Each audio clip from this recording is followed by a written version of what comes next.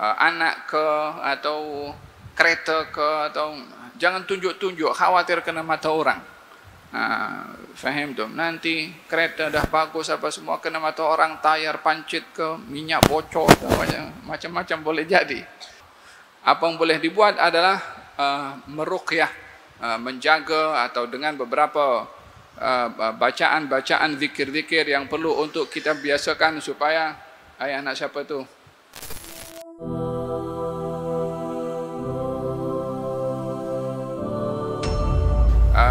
Kita diperintahkan oleh baginda Rasulullah sallallahu alaihi wasallam untuk meruqyah baik itu diri kita dan juga ahli keluarga kita. Oleh sebab itu jangan suka untuk nak tunjukkan apa yang boleh menarik perhatian orang lain. Anak ke, atau kereta ke, atau jangan tunjuk-tunjuk, khawatir kena mata orang. Faham tu? Nanti kereta dah bagus apa semua kena mata orang, tayar pancit ke, minyak bocor, macam-macam boleh jadi. Oleh sebab itu kenapa kita naik kereta kita diperintahkan untuk berdoa, masuk rumah kita diperintahkan untuk berdoa, ketika keluar rumah kita diperintahkan untuk berdoa. Salah satunya adalah menghindarkan daripada bahaya yang kita tak tahu dan kita tak nampak. Kalau Siti Aisyah bertanya kepada Rasulullah sallallahu alaihi wasallam, "Ya Rasulullah, perlukah saya ini mengambil ruqyah daripada mata?" Kata Nabi, "Ya, ruqyahlah dirimu daripada terkena mata." Dikatakan mata ini bila melihat kepada orang dan diiringi pandangan itu dengan pandangan hasad dengki, ada kalanya mata itu memudaratkan kepada orang, khususnya bila orang itu kosong daripada benteng yang boleh menghalang terkena mata. Zikir tak pernah, solat tak pernah, ya kan? Atau maksiat selalu, buat hal-hal yang mungkar dan maksiat sehingga dirinya terdedah untuk terkena mata. Setiap orang yang matanya itu boleh berbahaya kepada orang lain, kebiasaannya adalah pandangan mata orang yang hasad dengki. Tapi tidak semua orang yang hasad dengki matanya boleh kena kepada orang. Jadi orang itu matanya boleh kena kepada orang, dia tak tahu, dia tak sedar adakah matanya boleh memudaratkan kepada orang atau tidak. Oleh sebab itu yang berlaku kepada Sahal bin Hunayf yang saya ceritakan tadi, itu ditegur oleh baginda Rasulullah Amir bin Rabi'ah, "Tidakkah kamu ketika melihat adakah kamu akan membunuh saudaramu sendiri?" yakni dengan pandangan mata takjub tanpa diiringi dengan doa.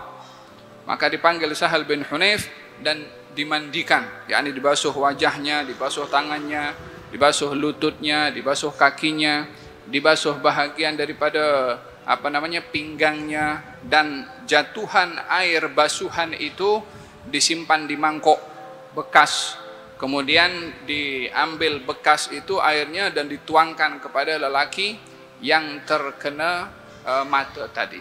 Maka Sahal bin Hunayf setelah dituangkan air mandian Amir bin Rabi'ah bangkit seperti sedia kala, seakan-akan tak ada apa yang berlaku kepada dia.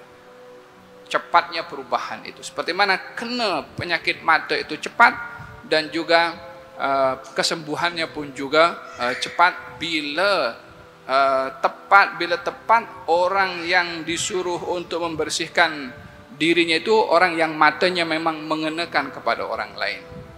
Tapi bila tidak, maka tak berubah apa-apa. Apa yang boleh dibuat adalah meruqyah, menjaga, atau dengan beberapa bacaan-bacaan zikir-zikir yang perlu untuk kita biasakan supaya anak siapa tu? Supaya kita dapat menjaga diri daripada terkena mata orang. Oleh hada di dalam hadis Nabi Muhammad sallallahu alaihi wa ala alihi wasallam ada beberapa bacaan-bacaan yang perlu untuk kita menjadi amalan kepada kita untuk terjaga daripada mata. Di antaranya adalah suratul Fatihah dan ayatul Kursi, dan juga penghujung daripada surat Al-Baqarah, yaitu daripada Amanar Rasulu sampai akhir ayat tersebut. Dalam hadis Nabi Muhammad sallallahu alaihi wasallam, barang siapa yang membaca 2 ayat terakhir daripada surat Al-Baqarah, amanar rasulu sampai akhirnya, maka kafatah, 2 ayat tadi akan mencukupkan pembacanya daripada segala bahaya. Akan mencukupkan daripada segala bahaya. Akhir surat Al-Baqarah, 2 ayat yang terakhir.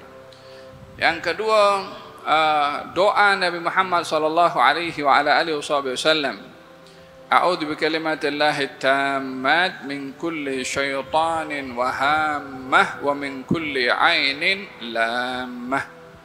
A'udzu bikalimatillahi tammat min kulli syaitanin wa hammah wa min kulli ainin lammah. Doa itu menjadi amalan untuk dapat melindungi daripada terkena mata. Min kulli ainin lammah. Aku berlindung kepadamu ya Allah daripada mata lammah yang boleh mencelah, yang boleh memudaratkan.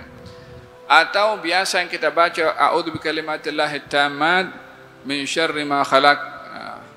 Berlindung kepada Allah dengan kalimat ya Allah daripada segala bahaya. Atau hasbiyallahu wa ni'mal wakil.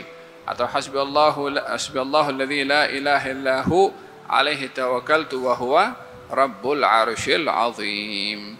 Amalan-amalan itu menjadi wasilah untuk terhalang daripada terkena mata orang.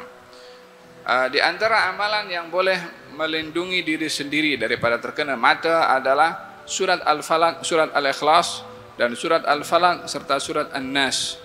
Dalam hadis dinyatakan dahulu baginda Rasulullah selalu meruqyah cucunya Hasan dan Husain dengan bacaan-bacaan, melainkan ketika turun surat Al-Falaq dan juga An-Nas, maka Nabi cukup menggunakan kedua ayat itu, 2 surat itu sebagai ruqyah untuk cucu beliau Al-Hasan dan juga Al-Husain, dengan dibacakan 2 surat tersebut.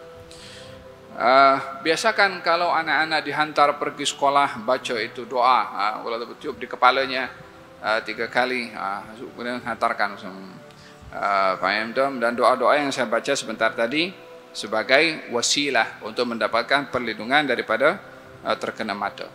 Orang yang dia matanya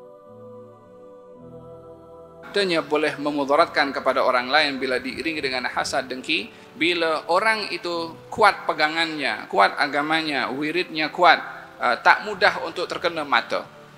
Dan bila orang yang matanya berbahaya itu memang sengaja nak memudaratkan orang itu, boleh jadi usaha untuk memudaratkan orang lain dengan matanya boleh kena kepada dirinya sendiri. Bila orang itu kuat dia punya pegangan. Oleh sebab itu diajarkan oleh Nabi SAW, wirid-wirid ini sebagai penjagaan dan perlindungan daripada syaitan, daripada jin, dan juga daripada bahaya-bahaya yang tidak dinampak dan tidak dirasa.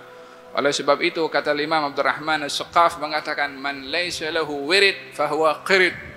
Orang yang tak punya wirid macam monyet, katanya, kalau tak ada wiridnya. Biasakan ada wirid pagi, petang,